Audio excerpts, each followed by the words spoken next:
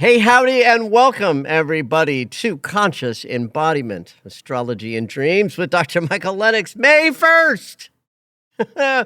We've made it. We made it. We're out of April. We're out of March. Although, I got to tell you something, kids. It's the first 2 weeks of May are just as rough as the last 2 weeks of April. The two things that made the second part of last month difficult or challenging energetically are Mercury's retrograde, and we're still in that. In fact, we're in a major moment of it as we start this week out. And, of course, we're still in the wormhole of eclipse season, and we've got the full moon later this week. So once we get to the middle of the month, eclipse season will be over, and Mercury will go direct. He does that on the 14th. So the latter part of May is sort of like regular time. But the first half is certainly as bumpy as the last 2 weeks of April. So we will talk all about that. But first, a couple of questions.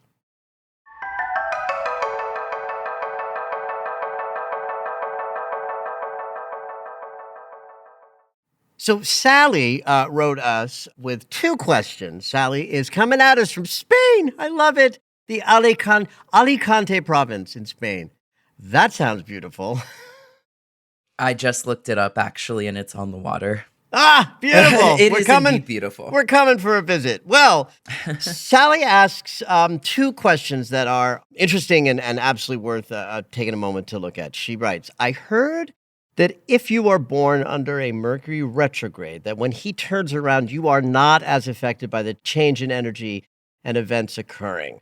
I am mindful that this does not work in isolation and may depend upon the positions and aspects of the other planets, etc., or whether transiting that particular area of your chart, perhaps. Yes.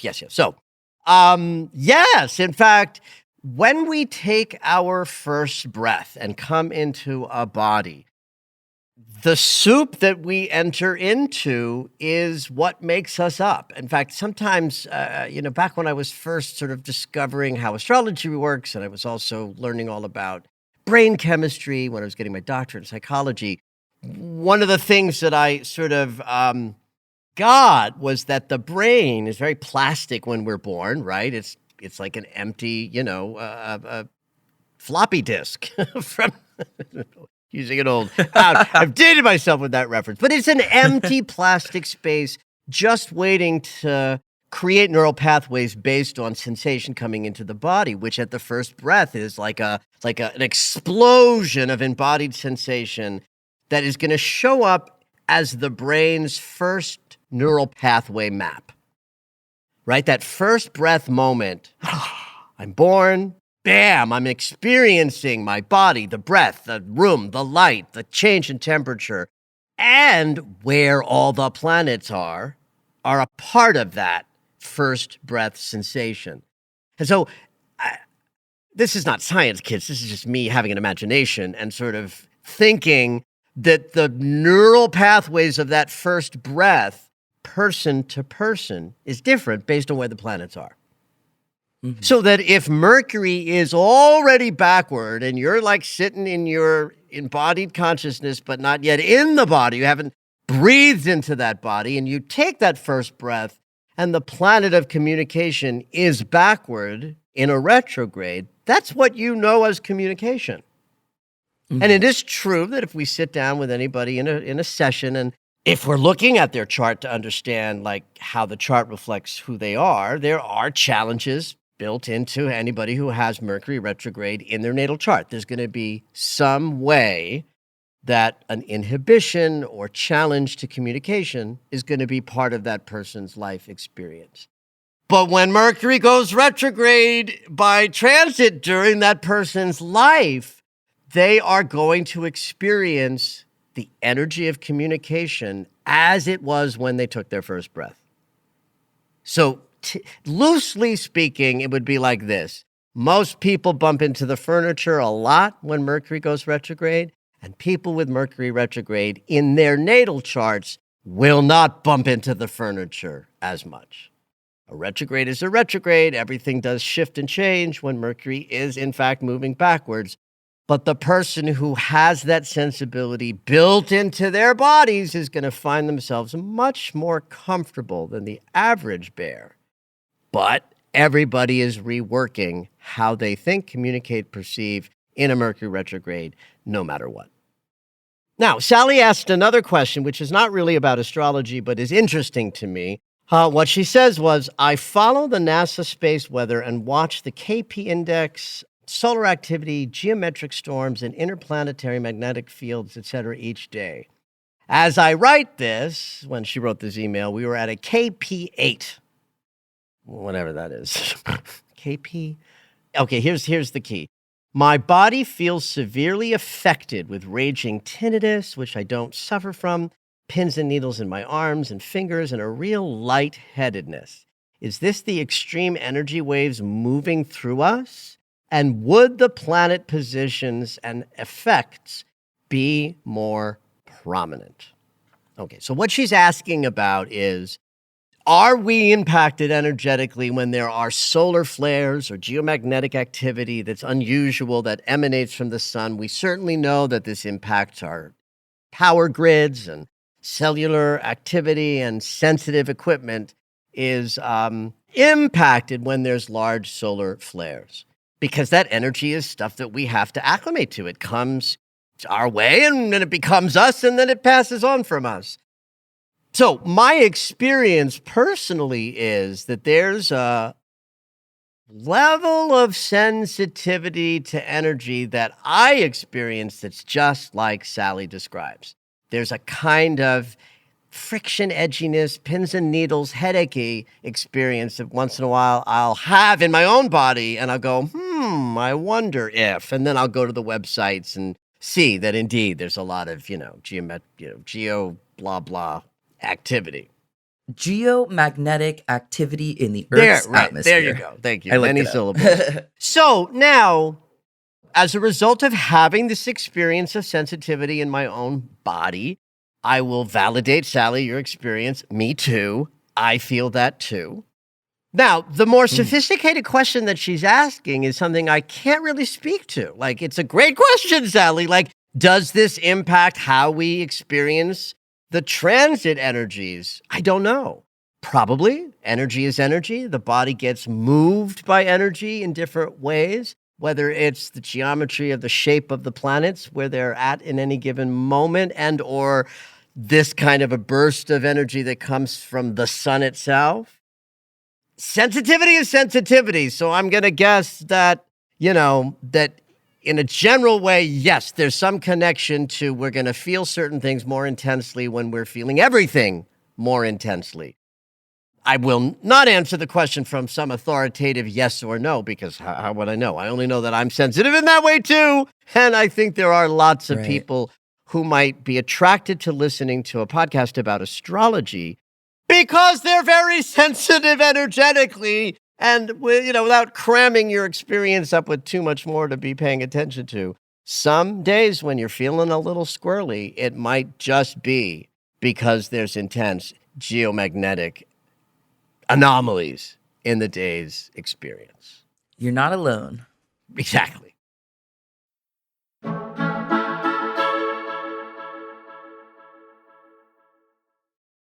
So today, May 1st, is actually one of the most important, not one of the most important day in the Mercury retrograde cycle is this day today. It's the exact midpoint, halfway between when he turned around on April 7th and when he'll go direct on April 14th. But on this midpoint day, and this is like clockwork with every Mercury retrograde, at that midpoint moment, Mercury will come together by conjunction with the sun.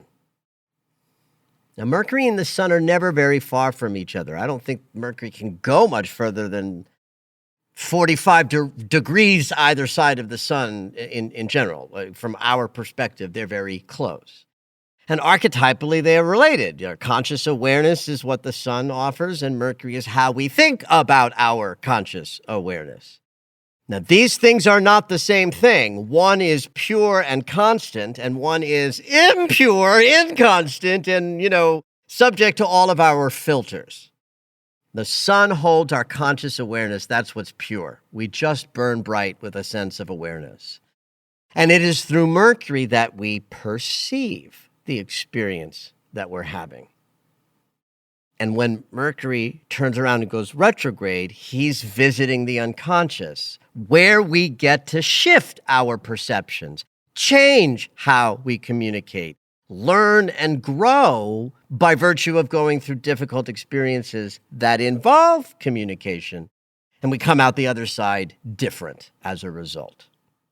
Because Mercury is moving backwards, and in my language, that means he's visiting the unconscious, he's out of sight. He's not in the regular territory. So the process that he's bringing us through is an unconscious process. That's why there are so many breakdowns and problems and errors and bumping into things while he's backward moving, because our unconscious is more free to trip us up. And then right smack dab in the middle of the journey comes this one day where Mercury in the unconscious is so in alignment with the conscious awareness that the sun offers. It's like getting a glimpse under the hood to see what process is being worked on in the below. So standard practice on this day and a little bit before and after. So a little yesterday, a little tomorrow, with a peak today, Monday, May 1st. There will be messages, guidance, information that's important to you, but only deliverable in this moment when the light of conscious awareness is sort of being beamed into the underbelly where Mercury is busy backward moving in the unconscious.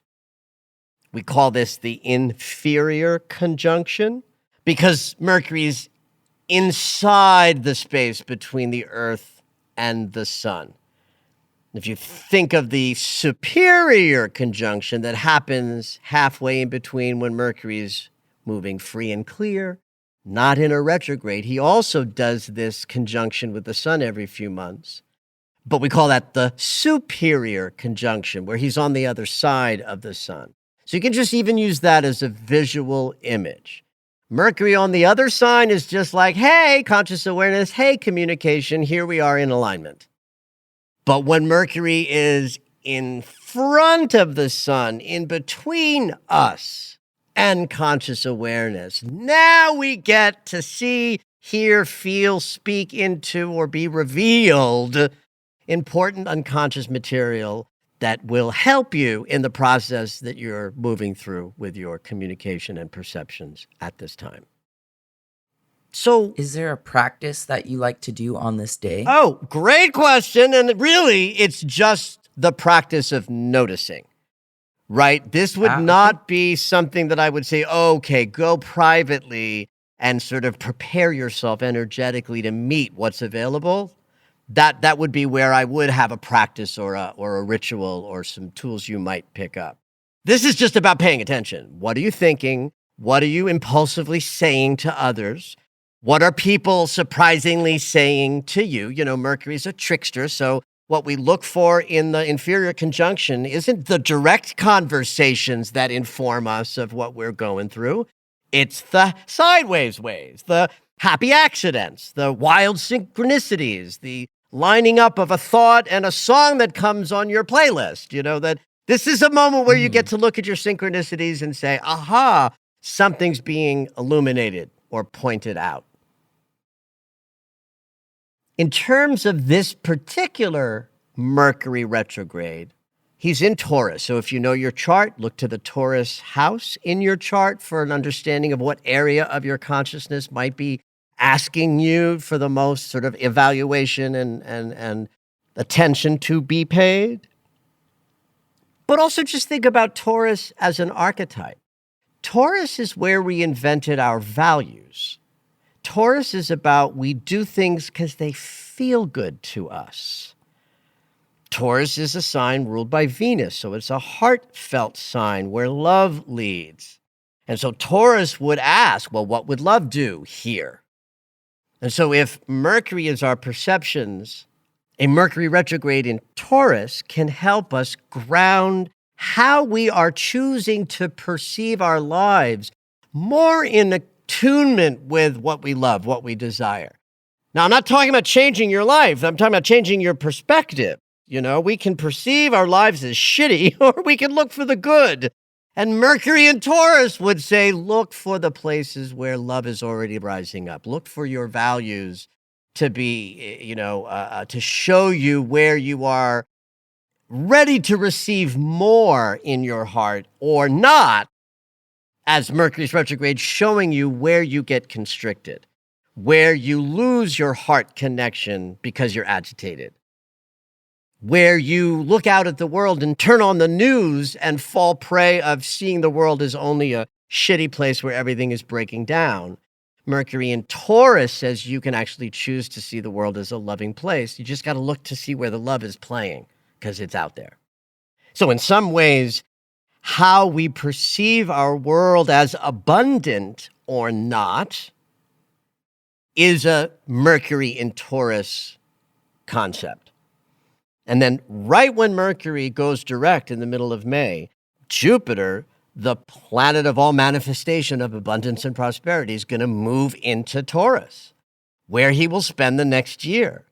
So there are ways in which this Mercury retrograde is helping us shift how we perceive our lives to allow us to see them more abundant, more loving, right here, right now. Not like one day it'll be that way. Right here, right now, I can see my life as more yummy. And then Jupiter moves into the same territory and spends a good year there, putting together this month's eclipse season, Mercury retrograde, kind of digging into down below, saying, let's make some space in my unconscious to see the world as a more loving place and me as a more loving participant in it. And then watch us take that idea and expand greatly when Jupiter moves into Taurus later this year. Mm-hmm. But today, paying attention with your memory into yesterday and tomorrow. So today, thinking a little bit about yesterday and also keeping this awareness into tomorrow, Tuesday, pay attention to everything that you're thinking, perceiving, speaking, or hearing from others, and understand there may be some messages being delivered to you that have some importance with regard to the unconscious process that you're in at this time.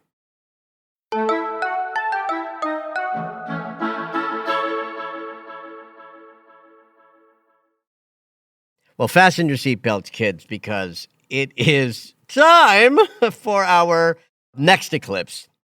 So Friday is the full moon lunar eclipse in the sign of Scorpio.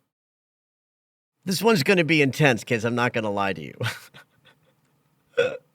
Because it's in Scorpio. Well, let's start with that. That's a great place to start. That yes, any eclipse in Scorpio is going to be a little more intense than certainly other signs because it is the sign where we invented intensity, right? It's Pluto's sign, the inventor of death and rebirth, changed down to the cellular, molecular level.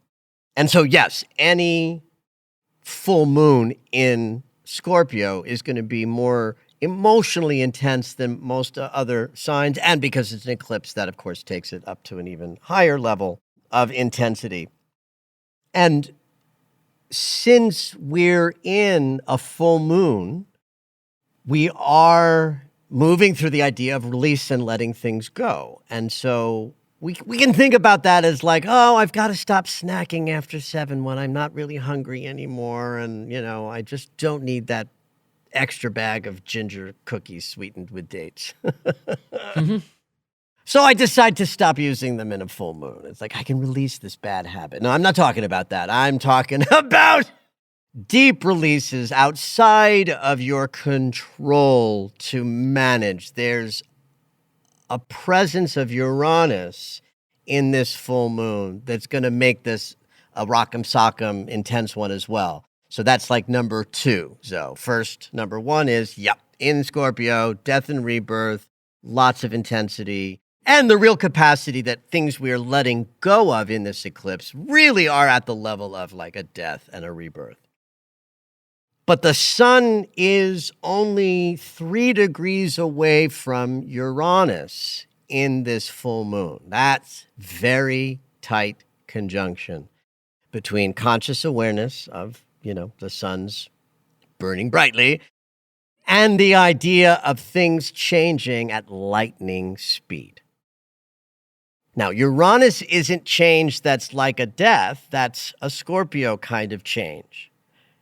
But he's present in this full moon eclipse that makes his capacity for changing, which is lightning flash, all of a sudden, you didn't expect, you didn't see it coming, and blammo, something pivots. And then you have the Scorpio sense of change, which is a little slower, a little deeper, and a little more thorough. I mean, if the sun and Uranus were any closer, I'd be probably speaking louder. Because, me, I'm excitable, right? And so 3 degrees is close enough to be like, holy shit, no one is going to escape the potential for things not expected or seen or that we will be prepared for as we move sort of through this week and into next week. So I'm not just talking about Friday. Like if you're hearing this and you're thinking, oh my God, Friday's going to be, some crazy, events. Some of you will have crazy events on Friday. Absolutely. The world might even express a crazy event or two over the weekend. I want you to think about this a little bit more global. That whatever it is, now here's where we want to be thinking about our intentions, kids. Like we've just come out of 2 opportunities to set intentions driven by the Aries sensibility of, I'm on fire, I'm ready to move, I want to create this or that, and off I go. You notice I said I there so many times because that's the Aries sensibility. And what we sort of learn in every full moon is that the desires we have to move forward probably require us to drop some of the weight we've been dragging behind us. So a full moon that's also an eclipse that's ruled by Pluto because it's in the death, rebirth, transformative sign of Scorpio, where the sun is tapping into the outrageous capacity of Uranus to suddenly change anything. This is an eclipse and a full moon that is, in fact, going to change a lot of people's lives. And again, this is something that you might have to wait a few months before you really resonate with what I'm saying, because it might not be a Friday thing. It might be a 2023 thing. And we'll see as we get a little bit more objectivity how powerful this lunar cycle, this eclipse season, and this wormhole that essentially ends on Friday, what kinds of changes and transformations it brought to us. For that, you'll need a little bit more long-term vantage point. But in terms of just the astro weather for the week, it's going to be intense. And the weekend itself is going to be a very vibrant energy to move through.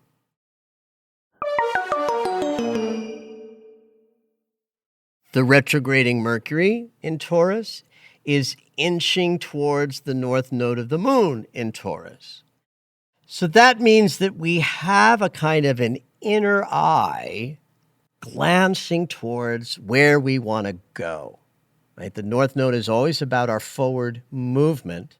And if Mercury is retrograde, meaning he's tapping us into some unconscious sensibilities, then what we release and let go of during this full moon eclipse can very directly help us move to our next desired sort of destination.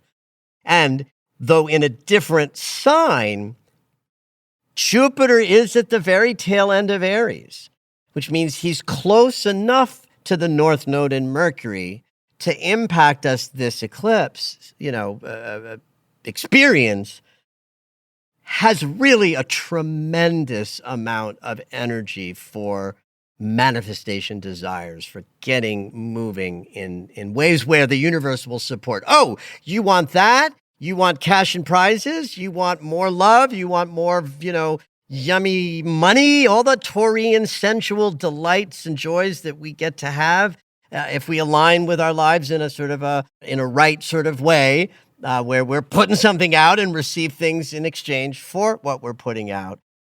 This full moon has a tremendous trajectory forward with Uranus nearby and Jupiter near the North Node.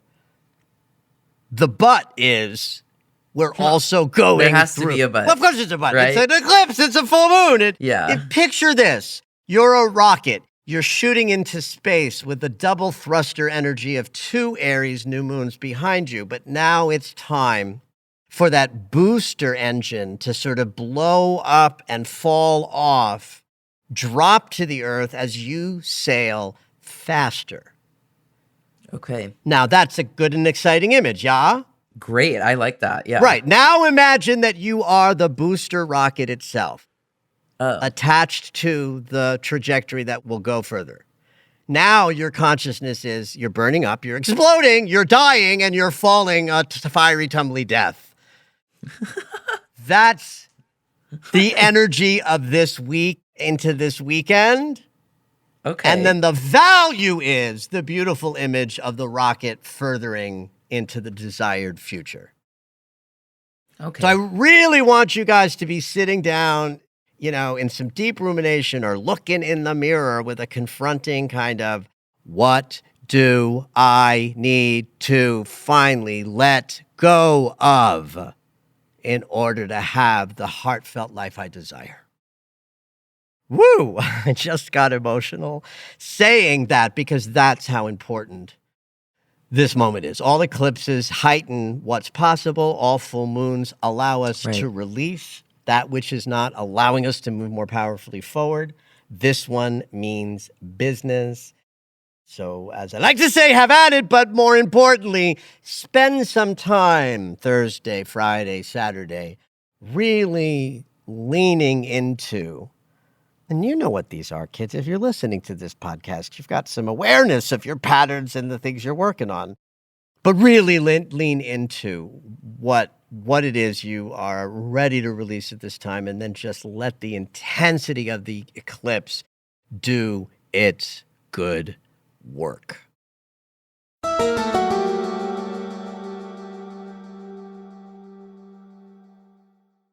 We do have at the very end of the week, this is actually Sunday, so right before the next podcast comes out, we move through a shift with Venus. She's going to leave Gemini and enter Cancer. Venus spends about 3.5 weeks in a sign when she's at her regular pace. So Venus will enter Cancer on Sunday and stay there for about 3.5 weeks. Her next sign will be Leo. I'm getting a little ahead of myself here, but we do have a Venus retrograde coming up this summer in the sign of Leo.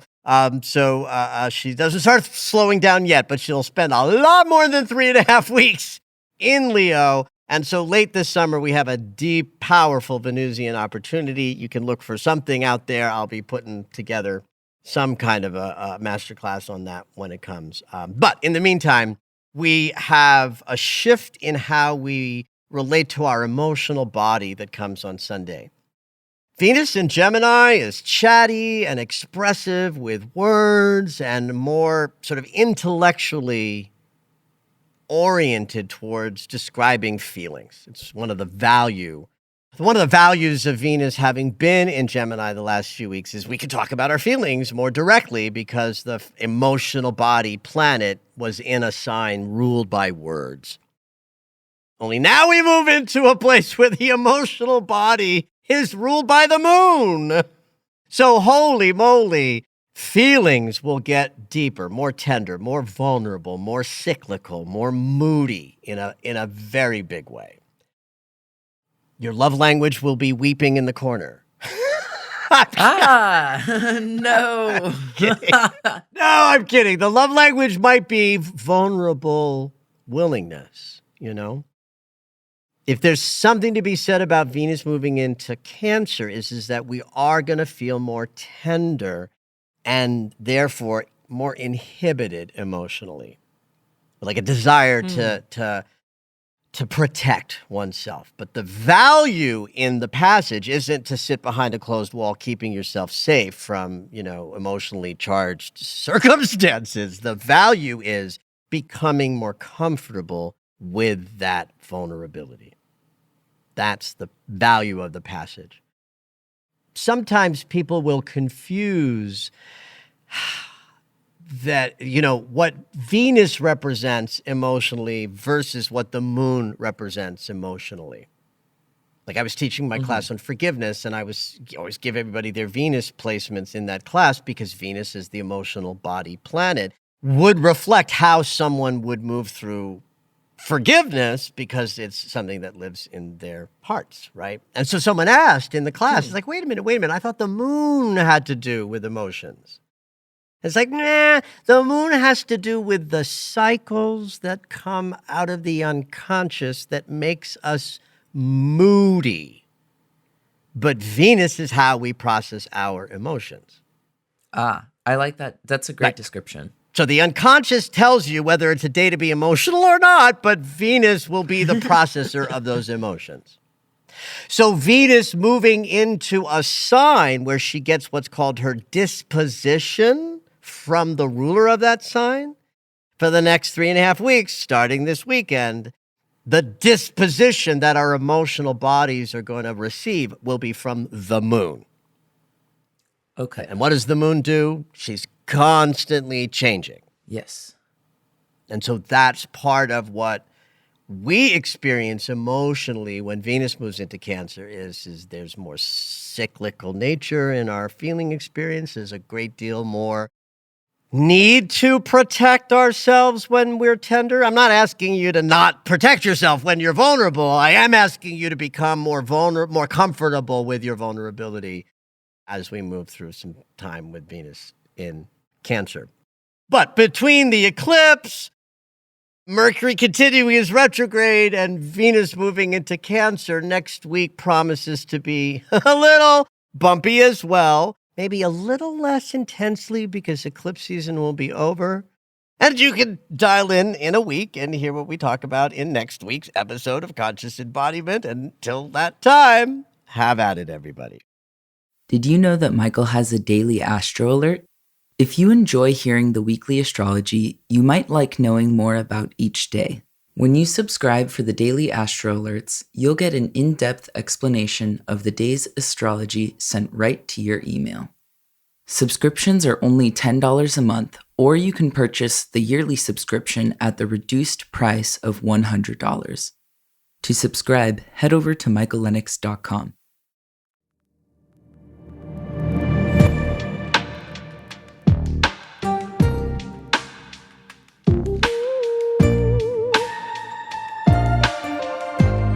All right, it's dream segment time. Every week, Dr. Michael will interpret dreams that are sent in via email or take a live caller.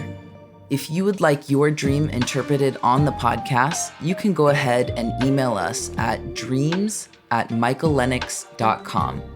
Hopefully your dream will make it onto the show.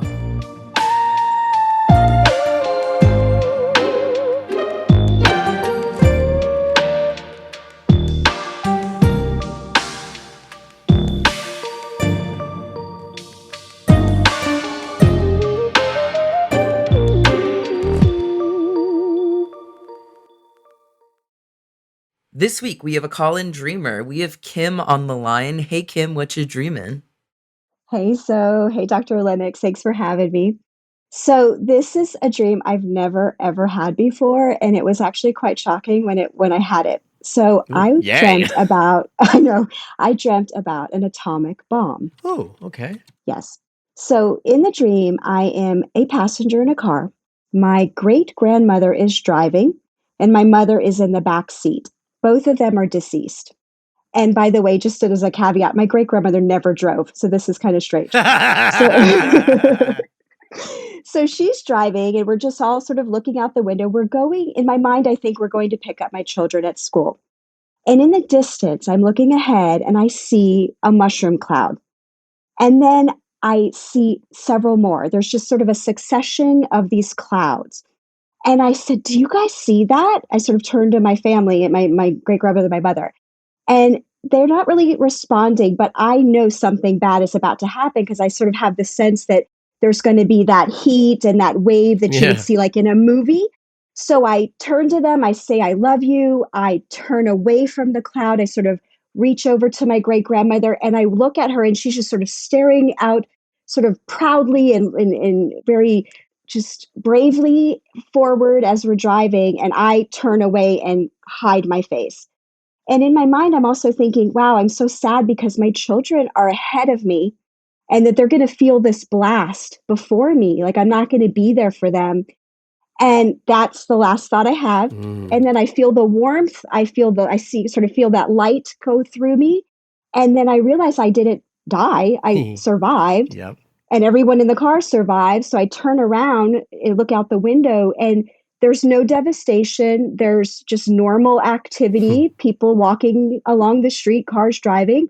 And I'm fine. And we go pick up my children, and I usher them into the car, and we go along our way. This sounds like a movie you might write in a screenplay, right? It's so elegant and simple. It wraps up cleanly and clearly. I love it. So it leads me to my first question of you, Kim, is how do you relate to the idea of being the person in your generational experience to attend to and heal the intergenerational ancestral wounds? So, very good question. Both of these women have passed. Yep. My great grandmother, I didn't really have a relationship with a grandmother. So it was great grandma, our mom. So you had a relationship with your great grandmother, though. Yes, I Got did. it. Great. Yes, I did. So and great grandmother was someone that I would write to when I was in college. Like I'd write her letters. So, sort of a strange relationship, Sweet. right? Like Yeah. for a young person Yeah. to reach out to their great grandmother. And then my mother passed away relatively quickly and unexpectedly, and it was very devastating to Wow. me. So my mom, and she was a very sad woman and didn't kind of realize her life goals. So there's that. I don't know if that's part of it. Yep, Like, and I'm including that part of it. You're with me? Okay. 1,000%. I'm Okay. including that. The unlived lives of our parents get installed into us as trauma. Yes. And I am very much a person that just goes after my goals. I am very goal oriented. I have professional, things that I've accomplished, and I'm always looking for the next thing. So my mother didn't do that. Yes. And I always felt that sadness for her. So, of course, the question I ask comes from the idea of being in a dream where you're driving that suggests you're in consideration of the sort of more global perspective of your life, right? It's not a moment where you're thinking about exactly what you're doing in this moment. You're in the journey. So car dreams are about the greater journey. And this elegant way in which great grandma's driving, mom's in the back seat, it's kind of very linear generationally. That you are on some level still driving a path forged by your ancestors. And then there's this change that happens with the bombs, which we'll get to in a moment. So I consider myself somebody who was charged with, cleaning up the insanity of a particular family line. In my experience, that was, bona fide insane. So that's why I asked the question, because I have a personal identification with that being part of my calling. But I want to sort of say to you that the same thing applies to how I'm holding this dream, whether we're talking about the more vast intergenerational patterning and or just this simple thing of your mother lived an unexpressed life and you live a fully expressed life. And the dream is sort of reflecting a moment where you are cleanly free of that limitation and so completely free of it. I say, because you went to atomic bomb. You didn't go to firecracker or like, let's just blow this up a little. You were like, get this motherfucker out of there. More than one even. And then the elegance with which it all just passed and no overt impact. Remember, you didn't say the bombs didn't happen or they disappeared. You said no impact in terms of what you might have expected because it wasn't that kind of an atomic bomb. It's the kind of bomb that says, I free myself all of the limitations of the past generations that would have had me live a small life because everyone else did. And who's not going to be impacted by this? My kids. That's right. Oh my God. Your kids. Yes. Yeah. The tears are flowing, kids. Yeah, that's really, really impactful, Michael, that you say this to me because I did not connect those dots, and you were absolutely Oh, right. yeah. And it ultimately, on a certain level, is about your kids because you're someone who brought some new ones in. Into a world like, honey, what the fuck were you thinking bringing kids into this world? I don't know. But you're preparing them beautifully by modeling what it's like to live out loud. And then the dream shows us that it's gone to a cellular level. That the changes that you are allowing to happen will do and profoundly impact. I even love that moment in the car. I'm sort of switching topics here. But even when you turned and said, I love you, and then faced the bomb, that's as if, Michael's crying. That's as if to say, though you handed me this bomb, I forgive you. I love you completely. We don't have to have changed anything about the journey. I take the hit. I love you. I take the hit of this explosion and then find that, in fact, there is no impact. You were born to this. You've been probably up to it for years and years and years. And this becomes then a moment of reckoning where the dream, the timing, that you follow the podcast, that we get to have this conversation clearly makes this moment somewhat key to that process. Very much. Yes, I feel full circle as we're talking. Okay. I have that sensation of, just worried about messing up my children based on my, based on my childhood and upbringing. So, and I think that makes me feel like I'm on the right path. Right. Yeah. Like, I don't have children, and my sister did, right? So one of the three of us had children, so I've gotten to watch, thank God it was her and not me or my brother. I mean, I got to the place where I could have had children without downloading trauma, but like I didn't get there till like my late 40s, so I sometimes look at young parents and have, because I get asked, like, oh my God, I'm fucking up my kids. It's like, yes, don't worry about it. It's the natural order of things. You're supposed to, and then it's their job to fix it when they get to that place. But by virtue of doing what you're doing, you eradicate that need for them to have to actually face the intergenerational limitations. You're doing that for them. And I trust that completely. Like I trust that 100%, and hopefully that will rub off on you a little bit as well. Yeah, I think so. That definitely makes me feel better about my journey and then my children's journey after I'm gone. Yeah, they'll have beautiful dreams about, driving along and facing their own atomic bombs, but having the grace and the fortitude to sort of move through those experiences, knowing and trusting that we're always growing and expanding. And even when the growing pains come, it's worth the journey. Thank you so much. Well, this was great. Thank you for sharing, honey. Thank you very much. I do really appreciate what you guys are doing. Thank you for listening to Conscious Embodiment, Astrology and Dreams with Dr. Michael Lennox. You can find us on Apple Music, the iHeartRadio app, and anywhere you find your favorite shows. Head on over to michaellennox.com for information on astrology readings, the Daily Astro Alert subscription, upcoming classes, and to join the mailing list.